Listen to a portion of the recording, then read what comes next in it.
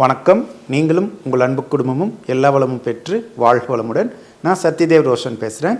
நம்ம நீண்ட நாள் இளமையோட ஆரோக்கியமாக இருக்கிறதுக்கான ஒரு பயிற்சியை பார்க்க போகிறோம். முதல்ல நமக்கு ஏன் வயசாகுதுங்கிறத பார்க்கலாம். நம்மளோட உயிர் நம்ம உடம்புக்குள்ள பர்மனெண்ட்டாக எப்போவுமே இருக்காது. உயிர் சக்தி நமக்கு பல வழியில் கிடைக்குது.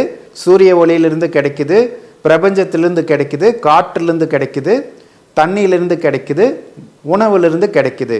இப்படி கிடைக்கக்கூடிய உயிர் சக்தியை நம்ம உடம்புல நடுமையத்தில் இருக்கக்கூடிய மூலாதாரம் சொல்லக்கூடிய அந்த பகுதி என்ன பண்ணுதுன்னா, அந்த உயிர் சக்தியெல்லாம் பிடிச்சு வச்சு நம்மளோட உடல் இயக்கத்துக்கும் மன இயக்கத்துக்கும் பயன்படுத்திக்குது. பூமி வேகமாக சுற்றிட்டு இருக்கிறனால மூலாதார பகுதியில் உயிர் சக்தியை பிடிச்சு வச்சுக்கக்கூடிய தன்மை படிப்படியாக குறைய ஆரம்பிக்கிறனால நமக்கு முதுமை ஏற்படுது. இதை பல வருஷம் ஆராய்ச்சி செஞ்ச சித்தர் பெருமக்கள் பிரபஞ்சத்திலேருந்து வரக்கூடிய உயிர் சக்தியை பிடிச்சு வச்சுக்கக்கூடிய தன்மையை அதிகரிக்கிறதுக்கான பயிற்சிகளை கண்டுபிடிச்சாங்க.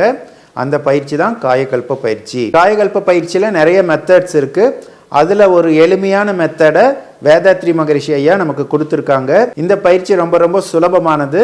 5 நிமிஷத்தில் இந்த பயிற்சியை செஞ்சு முடிச்சிடலாம். இந்த பயிற்சியை நம்ம தொடர்ந்து செஞ்சுட்டு வந்தோம்னா நம்ம இளமையாக இருக்கலாம், நோய்கள்லாம் வராது.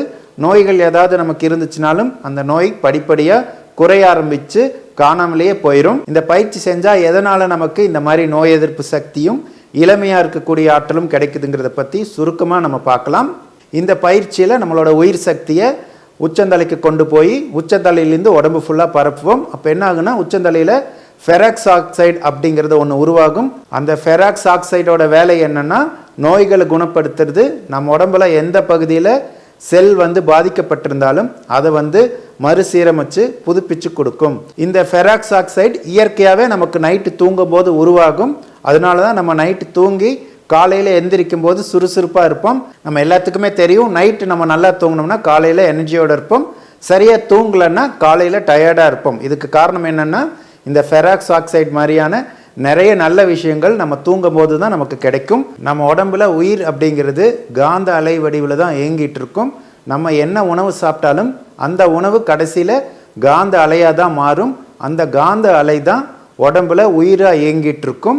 அப்போ ஒரு உணவுலேருந்து நமக்கு எவ்வளோ உயிர் சக்தி கிடைக்குது, அந்த உயிர் சக்தி கிடைக்கிறதுக்கு அந்த உணவை செரிமானம் பண்ணுறதுக்கு எவ்வளோ சக்தி செலவாகுதுங்கிறத நம்ம பார்க்கணும். இப்போ உதாரணத்துக்கு நம்ம பழங்களை சாப்பிடும் போது பழங்களில் நிறைய உயிர் சக்தி நமக்கு கிடைக்கும். அதே மாதிரி அந்த பழங்களை செரிமானம் பண்ணுறதுக்கு நம்ம உயிர் சக்தி குறைவாக தான் செலவாகும். அப்போ நம்ம பழங்கள் சாப்பிட்றதுனால நமக்கு உயிர் சக்தியோட வரவு அதிகமாக இருக்கும், உயிர் சக்தியோட செலவு குறைவாக இருக்கும். நம்ம சாப்பிட்ற சாப்பாட்டை செரிமானம் பண்ணுறதுக்காக தான் நம்ம உடம்புல அதிகமான உயிர் சக்தி செலவாயிட்டே இருக்குது.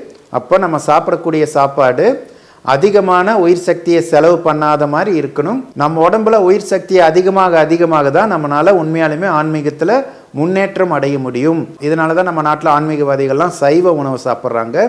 நம்ம ஏதாவது பிரார்த்தனை நிறைவேறணும்னா கூட விரதம் இருந்து அசைவ உணவெல்லாம் சாப்பிடாம பத்தியமாக இருக்கும். அதுக்கு என்ன காரணம்னா, இந்த மாதிரி நம்ம விரதம் இருந்து பத்தியமாக இருக்கும்போது நம்ம உடம்புல உயிர் சக்தி ரொம்ப அதிகமாகும்.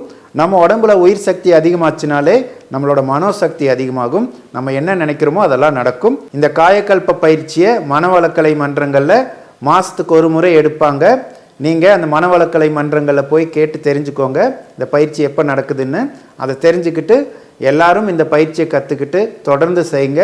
இந்த மாதிரி நல்ல பயிற்சிகள்லாம் நம்ம செஞ்சோம்னா தான் நம்மளை பார்த்து அடுத்த தலைமுறையும் இதெல்லாம் செய்வாங்க. அப்போ தான் அடுத்த தலைமுறை நல்லா இருக்கும். நீங்களும் உங்கள் அன்பு குடும்பமும் எல்லா வளமும் பெற்று வாழ்க வளமுடன்.